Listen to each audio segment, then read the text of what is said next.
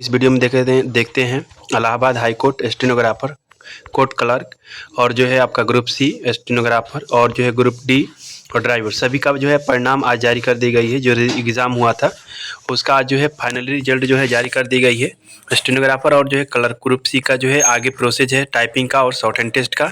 तो आप जो है अभी वीडियो का जो है रिजल्ट जारी कर दी गई है, देख लीजिए। और जो है जिनको भी बैच लेना है यानी टाइपिंग का और शॉर्ट हैंड का जो है शांति स्टेनो टाइपिंग सॉफ्टवेयर सर्च करिए और जो है फटाफट ज्वाइन कर लीजिए, क्योंकि जो है आपका अब अंतिम चरण एग्ज़ाम होने वाला है जो कि मार्च में आपका स्किल टेस्ट होगा। टेलीग्राम में पीडीएफ सारा मिल जाएगा। देखिए यहाँ पे सारा पीडीएफ डाला गया है, अब जाकर डाउनलोड कर सकते हैं। तो चलिए डिस्क्रिप्शन बॉक्स में और को कमेंट में भी मिल जाएगा आपको लिंक, ठीक है। और शांति स्टेनो टाइपिंग सॉफ्टवेयर से जुड़ जाइए, आपका टाइपिंग बेहतर होगा। एग्ज़ाम की तरह सारे कुछ जो है इंटरफेस मिलेगा आपको और वहाँ पे डिक्टेशन भी मिलेगा शॉर्ट हैंड के लिए।